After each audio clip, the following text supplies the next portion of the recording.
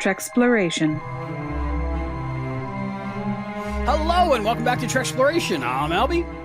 And I'm Chris. And as promised, we have a special guest for this episode, the first episode of Lowerdecks for Treksploration. She's smart, she's pretty, she's funny, she's highly effective in a shipwide crisis. She is Allison Pregler. How you doing, Allison? Hi. What an introduction. I'm doing good after that. That's great. We got to get hype and say hype. It's Lowerdecks. They do 45 minutes and 22 minutes. We can do it too. Yeah, well, I mean, if you talk as fast as this episode, we'll get through it real quick. Just and we're out. And if you're not talking fast, you got to be talking loud. Yeah, loud. And then grab people and then shake them. And slice into their leg. If you haven't guessed yet, we are talking about Star Trek Lowerdecks Season 1, Episode 1, Second Contact.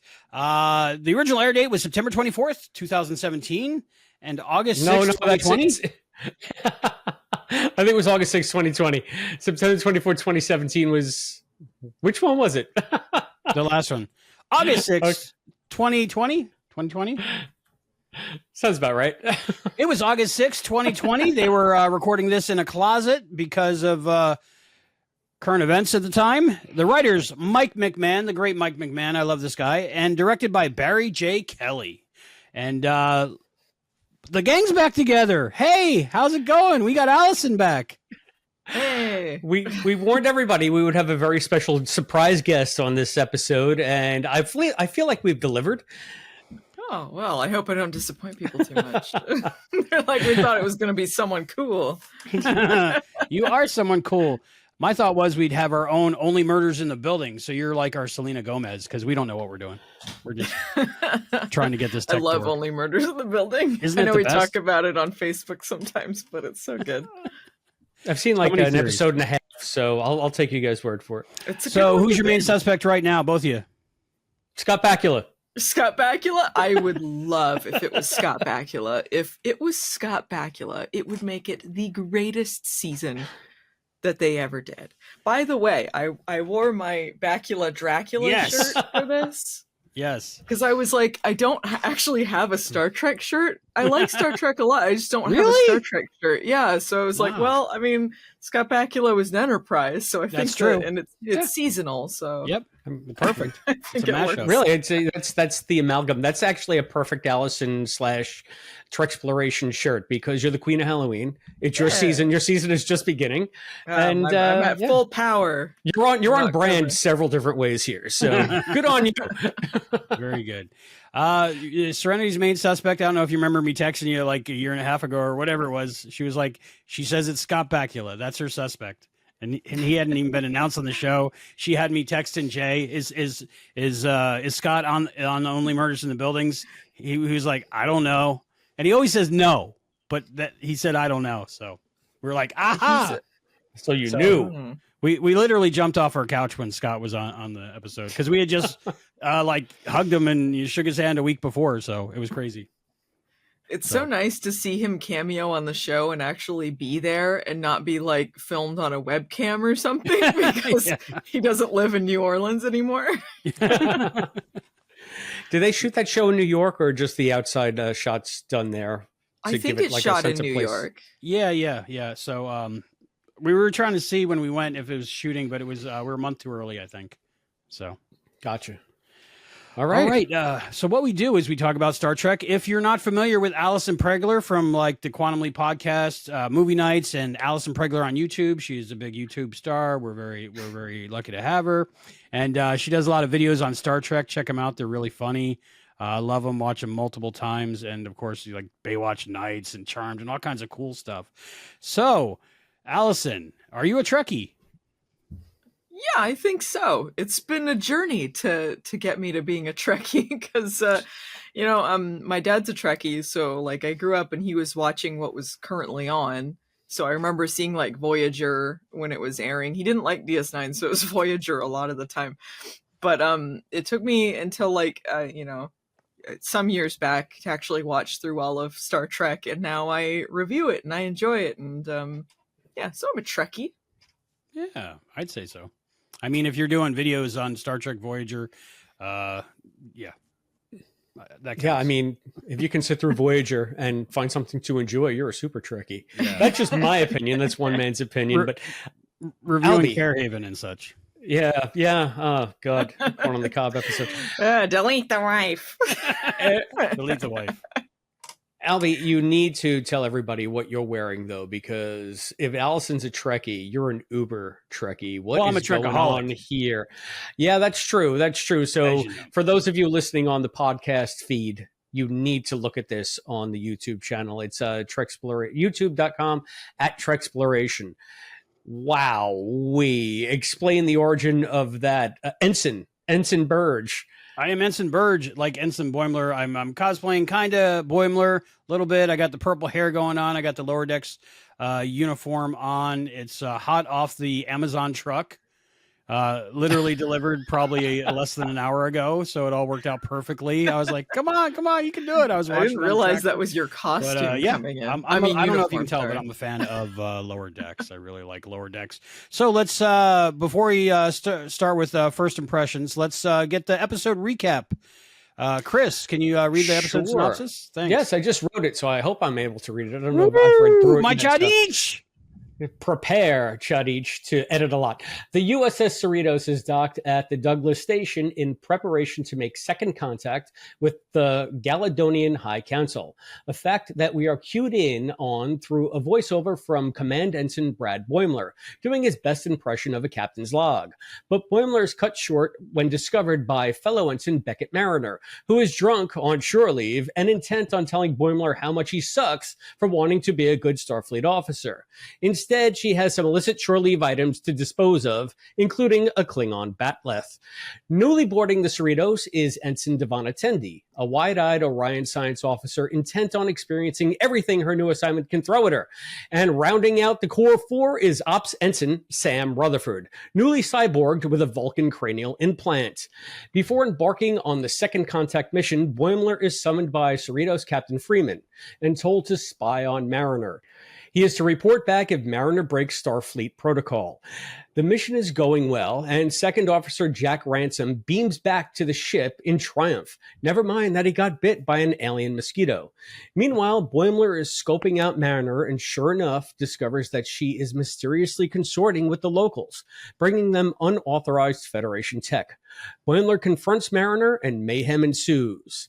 Things aren't much better on the Cerritos, where Ransom's bug bite has transformed him into a rage zombie.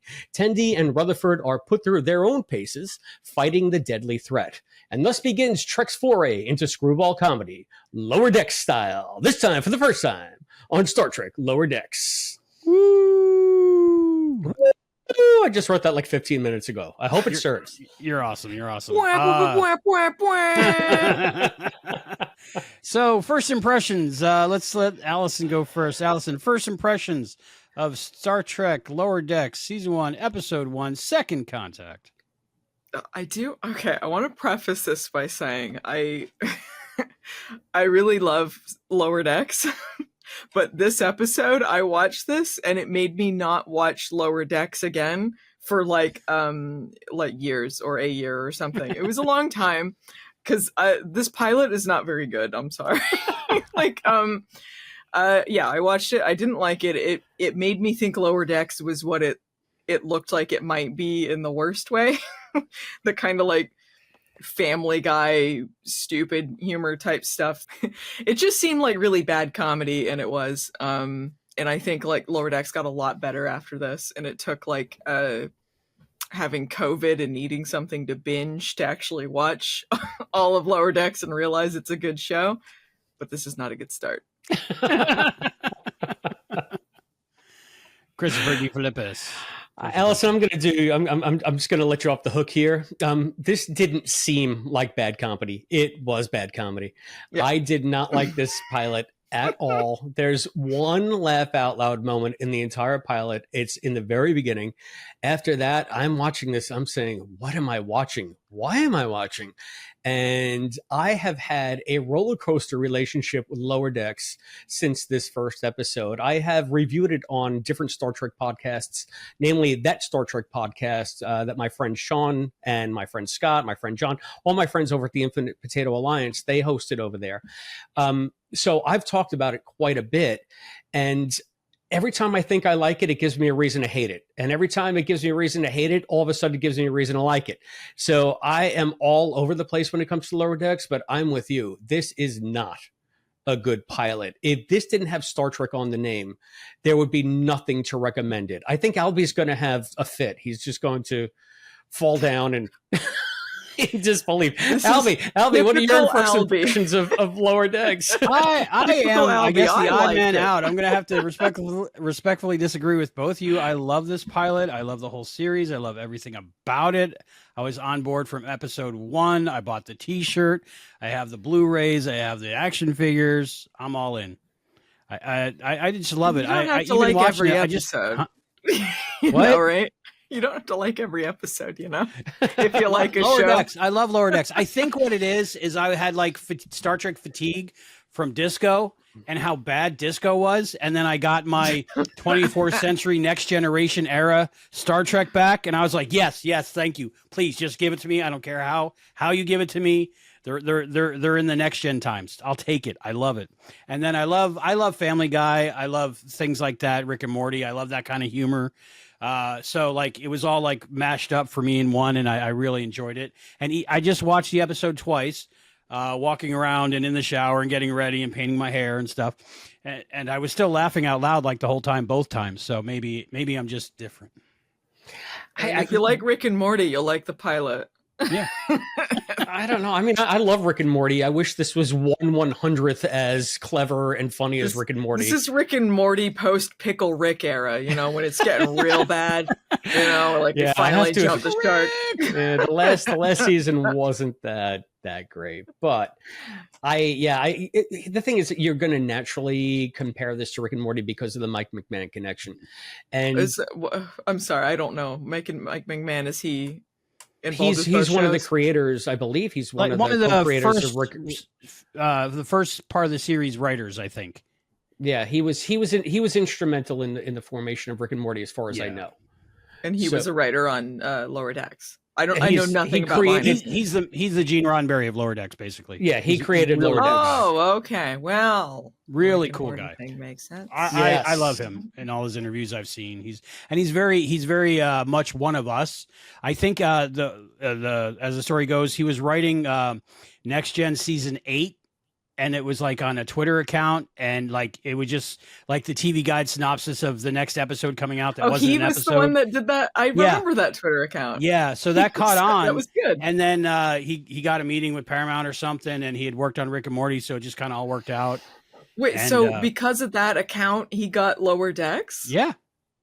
That's amazing. I didn't know that. And he's a big nerd like us, and he loves Star Trek, and it's never to make fun of Star Trek. It's always to like show the love of Star Trek and enjoy it. So lovingly poke fun at it, you know? Yeah. And lovingly poke fun at it while wallowing in fan service beyond I like all mix of both things. I'm all about member berries. You know, like even at the end when she's like Becca Mariner is just like shouting out stuff that she likes about Star Trek. Deanna Troi, she used to wear a jumpsuit, and now, you know, different things. Yeah. But I like that they build on a lot of these things. I mean, they do reference a lot of stuff, but a lot of the time it's not just reference for the sake of reference. They do like build these things into the show where it's all like one combined universe. So it's not just like, remember this thing. I think sometimes that's an arguable point. But before we start really lower decking, I just want to tell our community how to reach out to us. You can find us at patreon.com/Treksploration. That's where we have our main nexus of discussion. We want you all to go there. Even if you don't support monetarily, you can join the Patreon community and tell us what you think about Lower Decks or any other Star Trek series that we're covering. That's patreon.com/Treksploration. You can get us on Instagram at TreksplorationPod. You can get us on X at Treksploration. Email us, TreksplorationPod@gmail.com. Get us on the phone at 707-847-6682. Send us anything you want at the newly refurbished P.O. Box, P.O. Box 542, Bayport, New York, 11705. That's P.O. Box 542, Bayport, New York, 11705. I have it on good authority that Albie needs new purple spray hair stuff. Is our OnlyFans active yet? Not yet. I'm still having trouble passing the registration phase. I don't know. I think maybe if I take a picture of myself like this next to my license, they'll approve it. I'm not sure what's going on there. Yeah, I don't know. So, okay, maybe we'll have an OnlyFans. Maybe we won't by the time this comes out. And we also have the Buy Us a Cup of Coffee. It's the Buy Us a Cup of Coffee / Treksploration, I believe. So. Yeah, and there's a merch link somewhere. And what else? Oh, we are the world's best 3D Star Trek 3D podcast. Get your Oculus Rift 3D. Baby.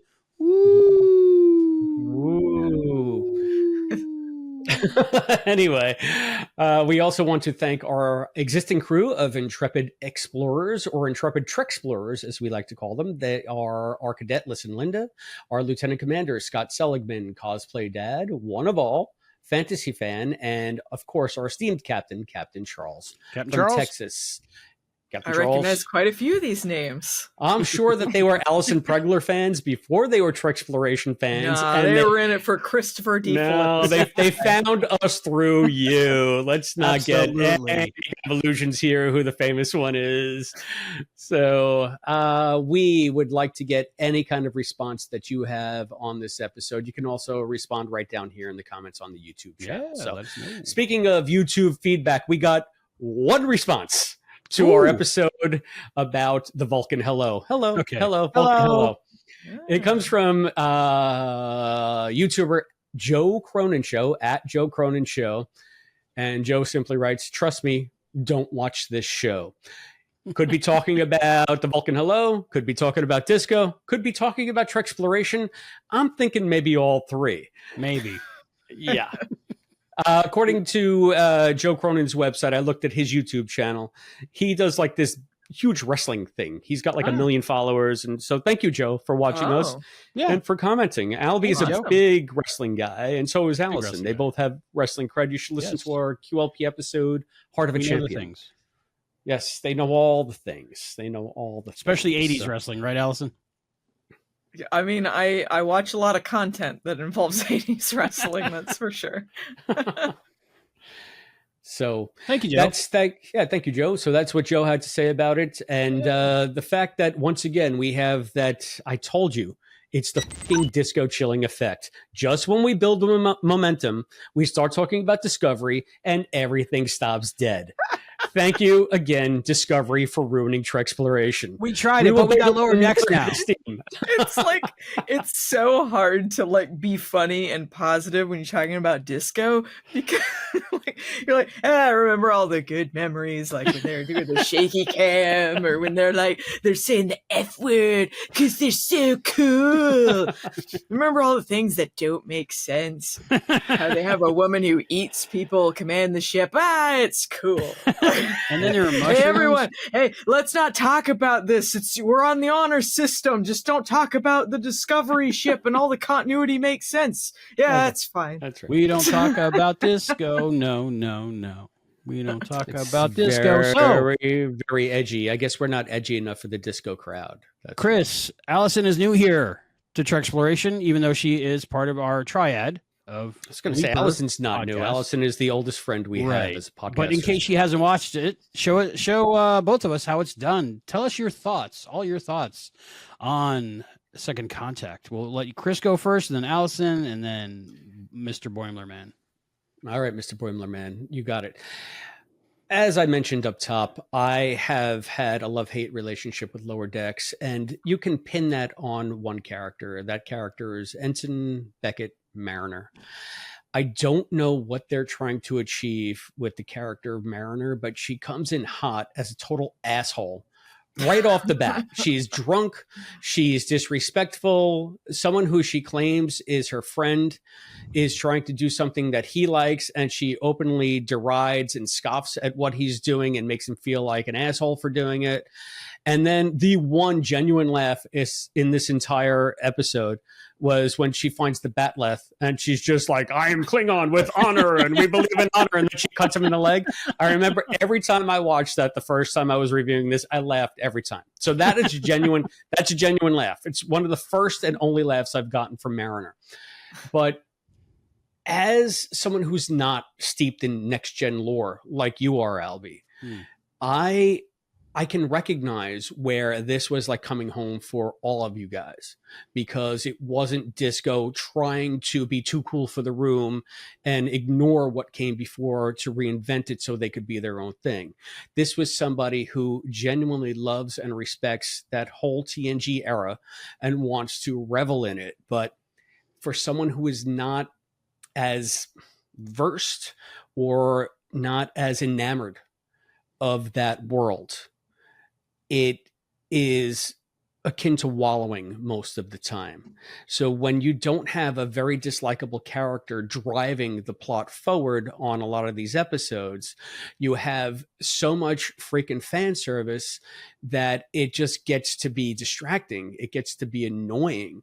And if I love this stuff, I would go squee for about even the first 20 minutes, squee. But even you have to be like, oh, another reference? I mean, it's almost like when I rewatched Enterprise and I got to love Enterprise for Enterprise. And then I saw season 4 for like the 8th time, but with the context of the entire Enterprise series behind it for the first time. And season 4 seemed like nothing but TOS pandering. It seemed like they got away from what made Enterprise Enterprise in order to make it a prequel show for TOS. And I get why they did it, and I loved it when I didn't love Enterprise. But now that I love Enterprise, I feel like it's kind of cutting Enterprise short, because Enterprise was going in different directions, in better directions. And then it became TOS. Everything had to tie into TOS somehow. And I feel like Lowerdecks, to a fault, does that.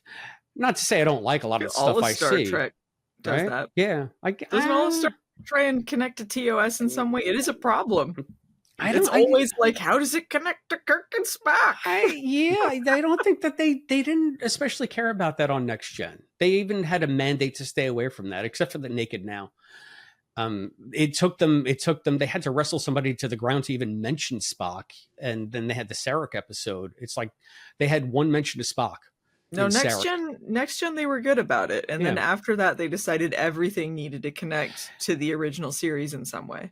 That's what I loved about DS9, because it finally admitted that there was a TOS era, and they sort of embraced it. And to me, DS9 was instrumental in bringing the universes together and making it one big cohesive universe that we can play in, instead of TOS is over here and Next Gen is over here.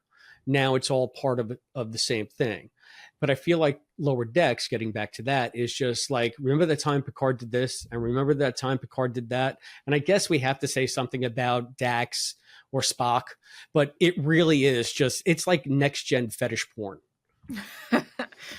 They do a lot of, what I said earlier about them tying things, they do too many references. You are right. Like I do feel like they base episodes around this sort of stuff to poke fun at it, which works a little more for me than just like, we'll do the exact same thing, but they do throw in a little too much of that. In this episode, it felt annoying because there wasn't really anything funny happening to like offset it.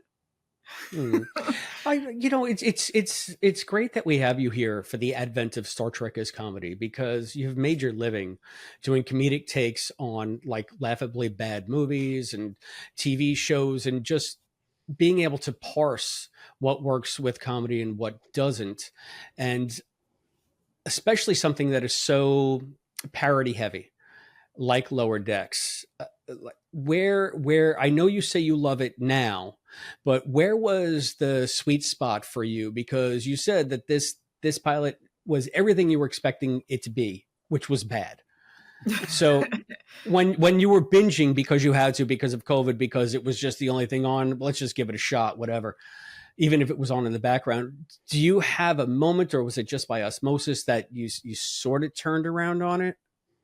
I mean, I think just as it went along, it got better. I think they figured out what worked and what didn't, and they learned from what went wrong in the pilot. I think they knew it wasn't great. and I think that's not an unpopular opinion, that it's not a great pilot.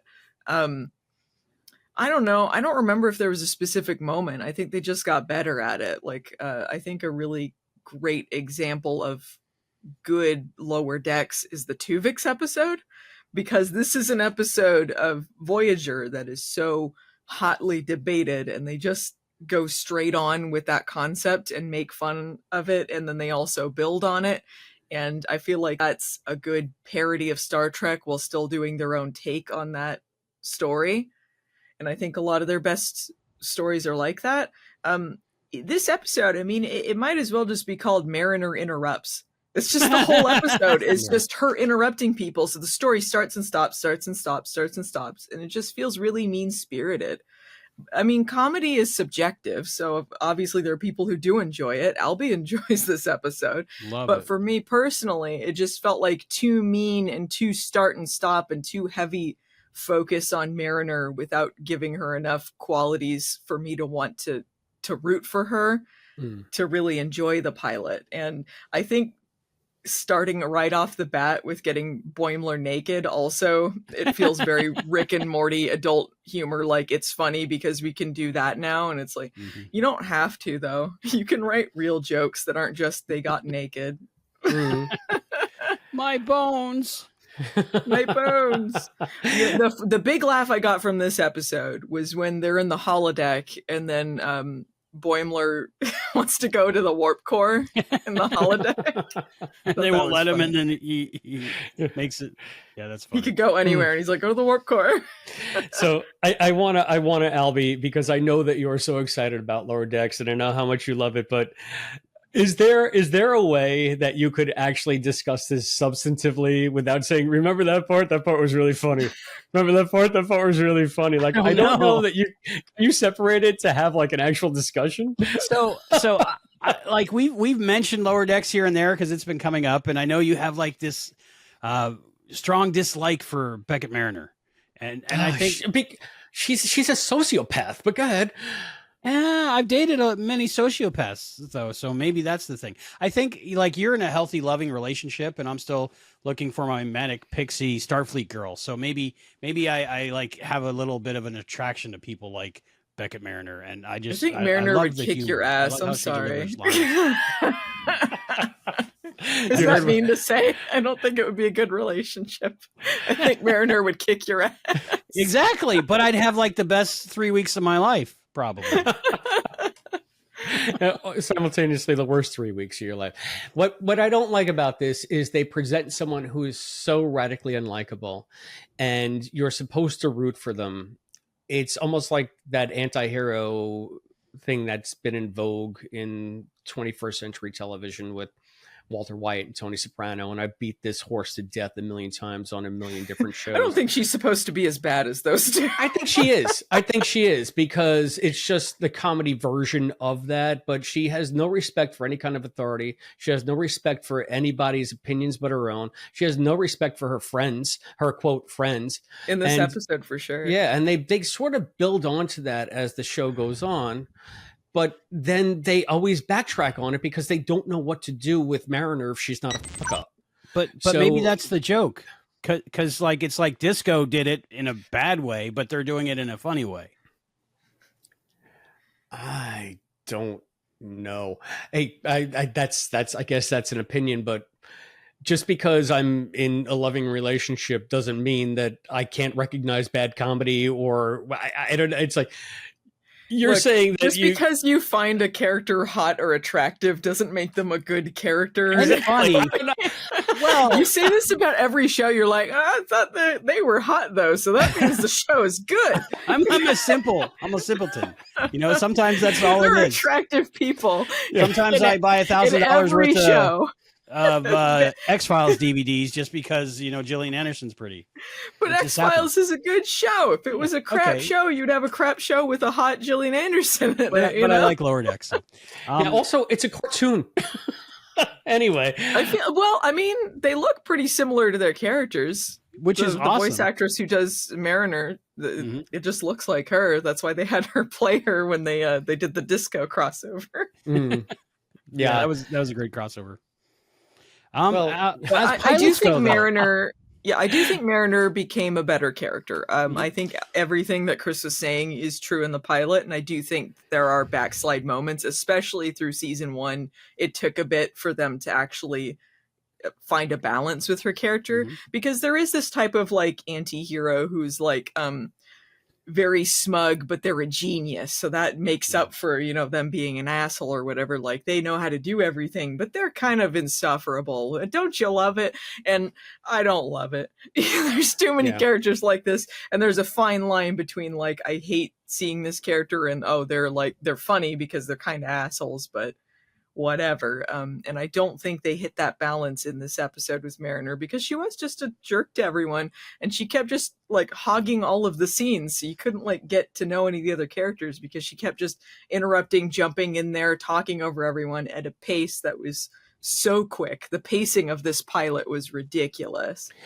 Yeah, I think that's another thing that turned me off, because just maybe we should give like maybe our top animated series too, like stuff that we like, to compare why we think Lower Decks is the way Lower Decks is. So like for me, like the pinnacle of animated series is the Venture Brothers. I think it's the most brilliant series, one of the most brilliant series ever written.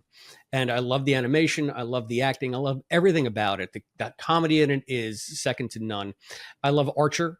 That has its highs and its lows, but on base, it's very well acted, very well drawn, good characters. Then you get to Lower Decks, and everybody's so shouty and talking so fast, and it's just like we're putting on a cartoon, because this is what a cartoon's about. People are shouty and they talk so fast, and this is just the comedy on Lower Decks. And isn't it funnier when we talk fast and loud and shouty? Yay! It's just like funny. No.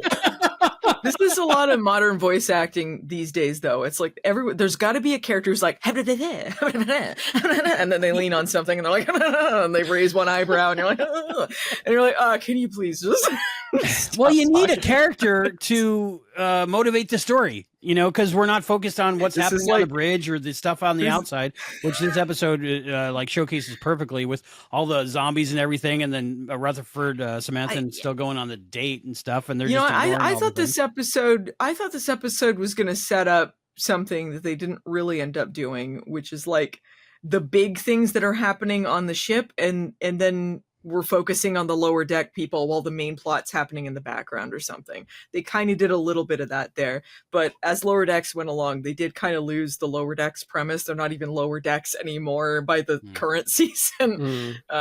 So I thought there was a little bit to be lost there, because I thought that was something they were going to do more of. Isn't this, I think this speaks to a conceit in modern Trek where they've tried to do this, because I think Disco was supposed to be sort of like that at the beginning. It wasn't going to follow the captain. It was going to follow this lieutenant or lieutenant commander on her journey through the ship. And you weren't going to see the bridge a lot. If I recall from the materials that I read about Disco, it was supposed to be more of a mid-decks kind of show. And I think people had a problem with that. And then they tried, and it didn't work, because the action on Star Trek is always on the bridge, and you're naturally going to gravitate there. Then they tried again with still Lower focus Decks. on Michael, right? And she's not the captain. No, but everything still takes place. Everything that she's doing is primary to the story and primary to the mission of the ship.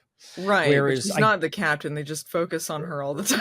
Right. And she just goes and tells the captain what to do every time. And she's always right, because she's St. Michael. It just doesn't make any sense, because she's not the captain, but they constantly, like, they won't let anyone else do anything. Right. So there's a failed conceit right there of Disco. It went out the window right away. Lower Decks tried it for a little bit longer, because I guess they could revel in more comedic aspects of that. Yeah. But as things go on and they become central characters, they're also going to become central to the missions, because that's what Star Trek fans like. They want to see the ships on a mission or in danger or whatever it is. And all of a sudden these misfits are the heroes, yet they're still ensigns. Well, they're not ensigns now, but after a while, it strains credulity. Like, right. And it's another thing that Lower Decks, like a reason why the show rubbed me so wrong. One of the things I really like about Star Trek is the meritocracy aspect of it. I like the fact that if you're smart and capable, you can rise to great heights. And if you just do it the way that it's prescribed within the fleet, you can achieve greatness. And Lower Decks comes and shits all over that. You have a character that openly derides That's funny. that very notion. So it's That's just like, why it's funny. right? But it's like They're one of the things that I slackers. really enjoy about Star Trek is that you can be really smart and get ahead, and then you have someone saying, "No, let me do a fart joke instead." Okay, but here's I the don't remember thing. any fart This jokes. is with Lower Decks. I think the things that work, and this is what I like to incorporate into my own Star Trek videos. Okay, it's smart but dumb, right? I wouldn't accuse myself of being smart, but you can be kind of dumb with a smart thing, right? Because Star Trek is a more cerebral show at times, but it's also incredibly dumb. So, like, talking about and incorporating these stories, the more ridiculous aspects of Star Trek, and just bringing it to the forefront and making fun of it. I think that's what's great about Lower Decks. It doesn't need to follow the rules of the other shows because it's just a dumb, silly show. You just got to be funny with it, you know? Like, if everyone was just a smarty pants, I don't know. I don't want my Star Trek to be dumb and silly. I want it to be- Well, I mean, I got news for strange. you. I got news for you. Like 90% of Star Trek's pretty dumb and silly. Sorry to break it to you. Shots fired, Allison Pregler. I think You throw in a good fart joke at the right time, it could be funny, but you got to be careful with your fart jokes because then you can just be dumb and annoying. Gotcha. Exactly. All right. exactly. I think as pilots go, I think it's a really good one because it establishes the world. It kind of gives you the tone, and it really introduces you to the characters really well. Like, I think we know the core four by the time this episode's over, and we like know who they are. And this episode doesn't stick out like it's not like different than a lot of other episodes. You can just watch it like a normal episode. Like, I like the introduction of Tindy and how that follows. Like that's the beginning or beginning of the show. I feel like Tendi is the biggest perpetrator of the shouty type of acting. No disrespect to Noelle Wells, who plays Tendi, but she was the one that stood out to me as the most annoying. I guess Really? Rutherford is maybe second with that, but I kind of like Rutherford just a tiny bit better, like 1 micron better. And I don't know why. Maybe because I like the actor who played him because he was in Eugene Cordero. Yes, he was Pillboy. He was Pillboy in The Good Place. Good Place. Yeah. I have him on 2 Funko Pops, I think. So I liked him in that. So I knew it was him. So I guess I'm predisposed because I liked him on The Good Place, where he played one of the stupidest characters ever. Yeah, but funny. So you can do stupid comedy and funny. It's just got its place. To me, it's just not in Star Trek or a Star Trek cartoon. All right, I'm sorry. Star Trek can't be This could be- stupid. Oh, I'm sorry. It could be a You're Chris looking problem. for- It could be a Chris problem. there are 2 Star Trek cartoons that exist, and both of them are extremely dumb. Okay, like the original series cartoon is extremely dumb. You're telling me with Spock on the bridge mind melding with this giant gas cloud? I mean, that's surreal, baby. Listen to me. fucking giant Spock and shit? Like, come on. That's the infinite Vulcan. Thank you very much. Yep, and we get the Infinite giant Vulcan. Spock callback in Lower Decks because they Yeah, don't we do. forget Oh about it. yeah. The dead giant Spock. It's pretty good. See, they do a lot of callbacks to this kind of silly stuff. Like, they're not just sweeping it under the rug. They're like, in canon, there's a giant Spock out there, and also he's dead. Right, yeah. So Yeah, they do brings back a lot of the aliens from TAS as well in this. So it's nice to see that stuff peppered in. That's when I get the Doctor is one of the cat aliens that they introduced in the animated series. So I'm sure like more dedicated Star Trek fans are going to be like, "Oh, it's this particular race." I actually wrote it down next What is to it? the name of the character. What is it? It's Caitian, which I want to say is Acadian, but they probably pronounce it Cadian. And they put the Cadian? extra. They probably put the extra I in there just to make it seem official. See, They just tell me named now. them Caitian. So Yeah. Stupid. But you like cats. This should be speaking right to you, Allison. You're a cat person. The Doctor. What is the name of the Doctor in this show? Ta'ana. Anna. Tiana. Ta'ana. Okay. She She's got a she dirty mouth. grew on me, but also in this pilot, she's one of the like mean-spirited characters that it's like the comedy didn't work for me in this one, because they're like, oh yeah, they're useless pieces of crap and da da da, and it's like, I don't know, it just felt like not everyone had to be mean. Like you could have like a few characters be mean. She reads like Pulaski to that are me, mean, but up to 11. Oh, Pulaski, yeah. If it was, I guess it's a Pulaski type. Oh wow, no. Pulaski is a fantastic character. Pulaski on cocaine. That happens to be a cat. Team Pulaski. I like Pulaski if you think of her as a supervillain. Then it's pretty funny. I love Pulaski. Oh my goodness! Once we get into season 2, Allison, you have to come back on Treksploration so we can just have knock and drag them outs about Pulaski. Oh sure, you're going to be one of the few people supporting Pulaski, but I'm willing to talk Pulaski. Did you not see Tendy's heart and Samantha's heart in this episode? Like, get to know the people, who they are, and fall for them like I did? How did you get anything out of that? All we got is like Mariner going blah, blah, blah, blah, blah. Now, Albie, I'll cop to that. I can see where if you're predisposed to like this, they did end in a good place, I think, with Tendy and Rutherford when he explained why it wasn't going to work out with his blind date, even though it was going fantastically and she was totally into him. But some weird tech thing that intrigued him didn't even register for her. Mm-hmm. And Tendy's like, yeah, I know, and that was a nice little twist just to start that friendship. I have a hard time getting over Tendy almost as much as Mariner because of the voice acting. So as good as the characters turned out to be in subsequent seasons, and as much heart as she displayed here, I just can't get past the fact that somebody is voice acting. It doesn't feel like I can sink into it. I feel like I'm being talked at. Maybe I'm just all in and I'm absorbed in the world. I don't know. I mean, sometimes certain styles of things just don't gel with you, even if they're good. I don't think this pilot was good, but like, I'm not into a lot of animated shows. I do like a lot of animated shows, but I'm not like animation as a medium. I'm not immediately drawn to it because there are certain things that like nuances, I think, that get lost in cartoons a lot, and voice acting is very different than on camera acting. So sometimes it's harder to get into a story when it's an animated form. Like there have been shows people recommended to me. They're like, oh, it's so good. And it made me cry and it did all this. And I'm like, I can't get into it. It doesn't connect with me, and it might be with Chris, like the voice acting or the style of the show doesn't always gel the way other Star Trek stuff does, because it is a different style and not every genre is going to work for you. I'm very much like a fan of Family Guy, Futurama, Solar Opposites, things like that.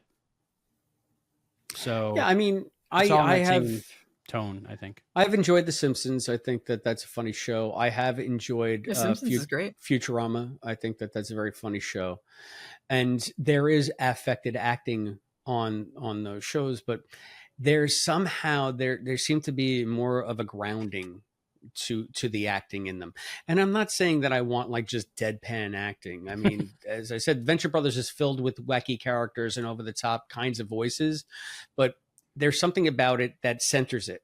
But for me, there's an opposite to that too. I've tried to watch those DC cartoons that are PG-13 and are like all the Justice League ones or whatever they are. And I can't get through most of those because I find them so boring. Like it sounds like everybody's on Quaaludes in those. And especially when I watch anime, I cannot get past one episode of any anime show, no matter how much my friend John Irons recommends it. I mean, the beautiful John Irons. I mean, John, he's just a superlative taste, Mr. John Irons, but I can never get into Avatar: The Last Airbender. I try. I can't get into a lot of the anime, and I don't watch Disney films. So maybe I'm not the target for this. I have very specific animated shows that I absolutely love beyond reason. And then I'm maybe somewhat cold to the form, but I'm always open to animation. I like animation, but I just don't revel in it enough. Well, there's lots of different styles, just like within like live action shows. And like, this is definitely a genre of animation. And it is not as grounded in this episode for sure. I think they get more grounded in other episodes, but I mean, it can be hard to find sincere moments when it is the style of like blah, blah, blah, blah, blah, blah, and then there's a reference and then and then like they have to have the heartwarming moment like, well, I did that to teach you a lesson and did it, and they kind of throw it in a joke, so sometimes it can feel a little insincere and you don't get as pulled into into the story as you might in a different show. Yeah, maybe. Sour the milk. You didn't laugh there, Chris? Come on. I told you I laughed when she was talking about Klingons loving honor. What about these actors? I do like in the intro. What? I do like in the intro when the ship sees the Borg battle and then turns around. That makes me laugh every time. I do like how every season that Borg battle gets bigger and bigger and bigger too. Just like bye. Yeah, it's awesome. They're not the best ship in Starfleet. They're a ship in Starfleet. I guess you have to have them, right? I guess you have to have them. We got Jack Quaid as Boimler. Love Jack Quaid. He is the son of my favorite actress, Meg Ryan. So that's another reason. I didn't know that. One of my favorite actors, Dennis Quaid. They were good in, what was that? Dreamscape. Martin Short down. Fantastic Voyage. No, that was Raquel Welch. No, yeah. that's the less funny one. I know. That's the one that they parodied in that. That's Inner Space, which I saw a million times as a kid. I love Inner Space. Yeah, Robert Picardo's in that too. Yeah, Robert Picardo's in it. Martin Short, only Murders in the Building. Only Murders in the Building. It all goes together. Jerry O'Connell's in it, playing Ransom, a minor character, because he's the first officer and we're not focused on the bridge yet. So yeah, I can't even reconcile, even when I see Jerry speaking, because I know what Jerry O'Connell sounds like. He spoke at my wife's graduation because they graduated in the same class at NYU. So I've had a long association with Jerry O'Connell. That's amazing. Yeah. And so you saw him in person? I did. Is he tall? Is he handsome? Is he magnetic? He's all those things. He's everything I'm not. And dude, you're handsome and magnetic. I hugged you at the airport. You seem tall. I don't know how tall you actually are, but you seem tall. Oh, thank you, Allison. Chris does seem tall. Nice of you to say. I'm not even going to contradict you, even though I should. But anyway, I know Jerry O'Connell's voice. I like Jerry O'Connell a lot. I sat through almost all of Sliders, and even when he wasn't on it. And whenever I hear Ransom, it doesn't sound like Jerry to me. Like he's putting on a voice that is completely masked. Talent. Yeah, that's good, right? But then you see him on Young Sheldon. He wasn't on. He was on Big Bang as Sheldon's older brother, and he's just like big and farcical in that. So he knows how to play to the part that he's in, I guess. And I like them as Quinn. So yeah, Jerry O'Connell to me is probably the drawing factor to the entire show, because I didn't know who Jack Quaid was before the show started. I've since gotten to know him quite a bit from watching The Boys. And I think he's fantastic on The Boys. He's great in everything. Always been a Jerry O'Connell fan, Stand By Me, My Secret Identity, and all that stuff. But what I like about Jerry O'Connell personally is like he's a big Star Trek fan promoter, kind of like he every interview he's in, he's always wearing the Star Trek shirt. He's like, I get to be in Star Trek, and this is awesome. And like him and Will Wheaton reconnected over this, and now they're besties. So it just warms my heart. All this stuff. That's great. I always forget that he was a child actor. Yeah. Yeah, he was a chubby little kid in Stand By Me. That's right. Yeah, his character's pretty good. I love his character. I love the captain, Dawn Lewis. She was in so many things like in the 80s that I loved, and it was cool to see her back. Yeah, I didn't know any of these besides Jerry O'Connell and by association Eugene Cordero. So, he's the best. So what do you think about the reveal at the end where Beckett Mariner's actually the captain's daughter? Allison? I don't have a strong opinion on this. TBH. No, I don't have a strong opinion on this. It sets up stuff that's interesting. I did like the captain talking to her dad, and it's like, oh, I gotta go, Admiral stuff. You know? So there was like some laughs there. I think like, Mariner was just very annoying in this pilot, so I didn't really care that much about what was going on in this one. I don't think it was like a shock to me or anything like when I first saw this, but it's been a long time. So, well, that was another thing that kind of took me out of it. Number one, I think it was supposed to be a shock because they present her as such a screw up. oh, wait a minute, she's the captain, so and her dad's an admiral. What goes on here? But then the only thing I could think of was anybody else, and I've said this 1,000 times about Mariner throughout the entire show, anybody else would have been drummed out of the fleet summarily. No, do not pass go, do not pass 200 quatlus, whatever. You would have been gone. So now we have, not only is the meritocracy put on its ear, but now you have nepotism on top of it to keep somebody in just because you don't know what to do with them. She should have been out on her own long ago because that's what she wants. So it's another thing that kind of ruined it for me, quite frankly. That's the premise. Yeah, but that's what makes she gets away with it because her mom's the captain and her dad's an admiral. Yeah, and she's so good at what she does to be a jerk that they put up with everything she does in spite of it. That's bullshit. That's hack. That's hack bullshit. Sorry.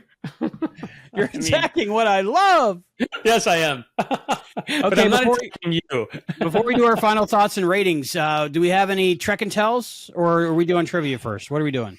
You know what? I think let's do the What's your episode crush, Allison? Who are you crushing on in this episode? Is this a common thing you have? Yes, this is Albie. Crushes? This is Albie's thing. He's the showrunner. Episode crush. They're cartoons. Okay. It doesn't have to be like a romantic thing. It might just be like, say, Rutherford's Heart, or the character of Shax and how he wants to eject the warp core or something. You know. I don't know. I guess the fact that Boimler is just excited about going to the warp core in the holodeck, I guess. Okay. I'll call that it. That's nice. I like that. What's your episode crush, Albie? My episode crush is going to be Beckett Mariner. I love her. I'm sorry. Unapologetically. I love her. Shock. And dismay. Yeah. And Chris, what's your episode crush? Goopy Boimler. Goopy Boimler all the way, baby. Yeah, Boimler's awesome. Hey, look at me. I can dress like this when we're in Tennessee next year. There you go. Okay. Favorite part, Allison, of this episode, Second Contact? Yeah, I think it's just the holodeck bit. So, crush and favorite. One and the same. It was a good part. It was a really good part. I laughed out loud every time. Chris, favorite part? Definitely the Batleth scene. That was good.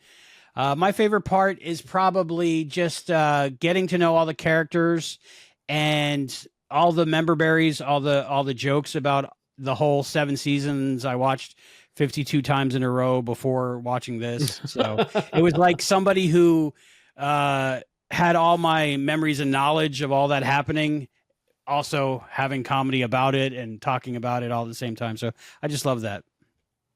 All right.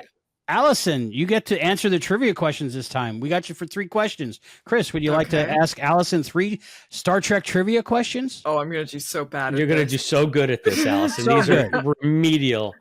All right. You got to know this. Who is the sole survivor of the USS Constellation's encounter with the Doomsday Machine? I'll give you a hint. Don't you think I know that? I'm telling you, I'm going to I don't remember what the you're talking about. Okay. So. It's the traumatized captain in the Doomsday Machine. Remember the Doomsday Machine? It looked like the windsock dipped in cement. This and is it was in Lowerdecks. No, it's in TOS. TOS. No, I don't remember that. I need memory alpha to tell me everything. I don't know this stuff. I don't know if it's canon, but I think his son was the captain of the Enterprise in the motion picture before Kirk bumped him down. It is Decker. Commodore Matthew Decker. Matt Decker. Oh, Stephen Collins. No, Stephen Collins was. He was a different Decker. He Decker. wasn't in the TOS. He was in the movie. It was William Wyndon in the original series. I've cosplayed. I remember there was a Decker though. Do I get bonus points? Yes, you'll get a point for that. The wrong Decker. It was Decker after I read Decker. So no, you get nothing. You'll get nothing and like it. All right. Next one. What is the real identity of Kumtar in the Next Generation episode Firstborn? Kumtar in the Next Generation episode Firstborn. I think I know this one. There are time travel shenanigans afoot, Allison. I think I know this one. No. I don't want to be a warrior. Oh, is Alexander? Yes. Oh, okay. I got that at least. Future. I remember Alexander. Worf's whiny kid. I do remember. Yep, comes back in as an adult. Yeah. All right. Now you might know this because it's a comedic actress. What comedian originated the role of Ishka, the mother of Quark and Rom, in the DS9 episode Family Business? You have to know this now because you're Canadian. I know who she is. I know her face. I don't remember her name though. I just saw her in an episode of Sabrina the Teenage Witch, but I don't remember her name. Should we give her initials? SCTV. Initials AM. AM. No, I'm sorry. No. I told you I'm bad at this. I'm surprised she never showed up on. She should have showed up on Schitt's Creek at some point. She never did. Andrea Phelan Martin. would know this. It was Andrea Martin. Okay, every time we've seen something with her on, when me and Phelan have watched something with her on it, Phelan goes like, "Ah, that's the original Ishka," because he remembers. He would know, but I don't. Well, there you go. So Andrea Martin. All right. So Allison, I think that you have the distinct. Oh wow! We 0 for 3. We have never done 0 for 3 on trivia. So, but Chris, you're forgetting she is a guest on our show, so she gets the bonus round, which is worth 3 points. Oh, it's gonna be bad though. I'm gonna get negatives. Gotcha. Star Trek Voyager, which fictional town do the crew visit when Janeway meets her boyfriend? That is a hologram. Fairhaven. Yay! Fairhaven. 3 points. Yeah. I know that one. I did a video on that one. I remember the. If you didn't get that one, I'd be like, I don't know. Got that at least. Who was the administrator of the 4-Point Colony? I know you know. Oh, Groppler Zorn. There you go. See, I will not forget Groppler Zorn, the greatest Star Trek character. I know there's stuff in there somewhere, Allison. Yeah, next season of Lowerdecks, they got to get Groppler Zorn in there. It's their last one, so there's still time. There's still time. We got to Zorn it, baby. What's Michael Bell doing? He'd voice him again. He'd be like Groppler Zorn. I've been waiting for the day. I've been waiting my whole life. They need to get Groppler Zorn and who's the God? We keep making fun of him. The chief engineer in the first season. That's Argyle. Argyle. You know that guy. Maybe Leland T. Lynch should get on there as well at some point. What you did to Ensign Lynch? Different Lynch. Argyle had a write-in campaign. Like he asked people to write in. Yeah, you guys know this story? Okay, and that's why he lost the job getting as the chief engineer because he asked people to write in. And he asked them to write in before the episode aired. They're like, yeah, I want that Argyle. And they're like... Look at you trying to game the system, you asshole. Yeah. I don't know. It showed initiative. They should have promoted him. That's just me. See, I know they that did. shit, but I don't he's know. He's now Admiral Argyle. All right, Admiral Argyle. Did he? He's Did lead they Admiral really Argyle. promote him in something? I have no idea. I just want Star Trek loves for to reference itself, so I'm sure in some book they're like, yeah, Admiral Argyle, of course. Of course, yeah. I don't know. Allison, do you have a Trek and Tell? What is a Trek and Tell? It's like a show and tell, but it's something Star Trek. Oh, Trek and Tell. Yes, I do. I have an Odo mug. Oh, wow. A Wodo mug. I love it. Odo mug. See, I have some geeky stuff. I was like, this is a mug I will never use. I think it's decorative anyway. You're not supposed to use it. It's just supposed What's to really sit cool on is your if you need to shelf as a turn into conversation gelatin piece. and take a nap, you can do it inside there. Yeah, he could. If he needs a bucket again, he could be in his I wonder own if he head. can take the form of a bucket and then get into himself. That's the funny thing is if he was part of the Wonder Twins, he could take the form of a bucket so that Zan could get into him. So there you go. The water. Right? Chris, any Trek and Tell? Well, I guess I'm just reaching over here. Hang on, give me a second. It's within reach, and it's sort of apropos. You're sort of apropos. I've been an occasional erstwhile comic book collector, and since I said that just for you, and because I felt like reading some comics, and just because this is a animated show, they're still doing Star Trek comics. Woo! They're doing them through IDW. Nice. So I did this whole 5-part DS9 series called Dog of War. It's variably entertaining. There's some cool Cisco stuff in it. You see, where's the cover with Cisco? He's got like this Borg implant on his head. Like, pretty badass, right? Badass Cisco. And there's other stuff that they do too, which I happen to love the motion picture. So there's some motion picture era stuff that really attracted me to it. I haven't seen that one. Motion picture. Decker was in that. Yep. There you go. There you go. So the horror was pretty central in this story, but I love the costumes in the motion picture because they're so bad. And we have to get those. Chris. They have them on eBay for like $80. And quite frankly, I mean, this is the best shot of Kirk and Cisco since Trials and Tribulations. So, and the funny thing is, they're of varying quality, like all comic books are of varying quality, but sometimes I just feel like I ebb and flow. I haven't collected comics for years because the stories never end. And I've said this before, like eventually you have comics piled up in your library like monuments to futility because it just never stops. It's like the mail. It just keeps coming and coming and coming. But I'll occasionally get the bug and I'll go to the comic book shop just on a whim. And it's nice to know that there are still just like these comprehensive Star Trek series, like these 5 shots or these 2 shots or whatever that go on. So if you get into the mood, the other thing that I love to do is like hunt for stuff. So you find part 2 and 3, but okay, where can I find part 1 or where can I find part 4 and 5? It's like when I was hunting down the Quantum Leap comic books, which I've since found all of them a couple of times. But this is something I think I discussed with you guys on Fangent a couple of times, Allison. It's the thrill of the hunt. So I like the Star Trek comic books for that aspect too, because it's one of my favorite hobbies is looking for shit. Not just, and then when you find it, you get that thrill, you get that visceral, and then you put it on the shelf and you forget about it. You go look for the next thing. Oh yeah, I know how that goes. You see all the ponies behind me? That's what it is. You're like, yay! There you go. That's where you live now, on the shelf. So that's my Trek and Tell is animated. That's pretty awesome. I want to read those. Okay, I'll do this real quick, just because. Oh no, you've frozen. What is it? Oh, Funko Pop. Beckett Mariner, Funko Pop. Oh, your favorite character, Chris. Yeah, well, I'm going to go see that, Albie. Wow, look at that in 3D. Beckett Mariner.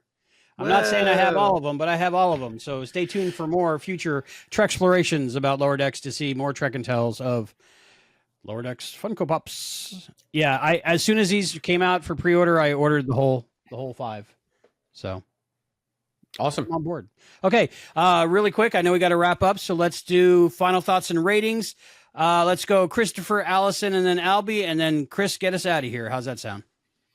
Okay, final thoughts. I'd love to say that this was a premiere that gave me good feeling and showed a premise that I could get on board with and just root for. But no, it took me a long time to get over what I didn't like about Lower Decks. And this episode is almost the epitome of all of that. So I'm not saying that I dislike the show. I'm saying I variably dislike the show and like the show. For that, I'm still not going to give this one a pass. It's a terrible pilot, and Mariner's reprehensible, and stick with it, I guess, if you liked it. But I guess I would give it 1 goopy Boimler out of 5. Okay, Allison, final thoughts and ratings out of 5. Stinky. It's probably the worst episode of Lower Decks. I might be forgetting something. It's uphill from here, though. I think it got a lot better than this. But this episode, I mean, it gave me a couple laughs. I don't hate it anymore, but it put me off of the show for a long time, so it's not really a great start to it. So I don't know. I'll give it 2 out of 10 zombies. Okay. We'll take it. My final thoughts is I think you can tell I really love it and I enjoy the pilot, and I have these on Blu-ray. I have them, of course, playing in the background on Paramount Plus. I watch them all the time. I enjoy them. I think it's a good start. I think it's a good pilot. I think it really establishes the world and the characters. I love all the characters. I love their dynamics. I love their individuality and how they work as a unit. Anytime I start Lower Decks, I love watching this pilot. So I'm going to be the odd one out, and I'm going to give it 7.9 bananas hot out of 5. Okay. I was waiting for the hot bananas reference. I left that just for you. How could you not laugh? Hot bananas, hot bananas. that made me smile. It didn't make me laugh out loud. Made me Banana smile. hot. Oh, and that was like, was that a Red Dwarf reference? Like they're on their lower decks, so they're so far down, but they're fixing food replicators, just like the beginning of Red Dwarf. They're so far down in the command, they're fixing chicken soup replicators. All right. Do you want it to be a Red Dwarf reference? I do. Then I think Mike McMahon probably, it's space show comedy. There's not only so many of them. Like Homeboys in Outer Space. We should do that too one time. Anyway, okay, Chris, we already let him know how to contact us. So just I want to watch it. What?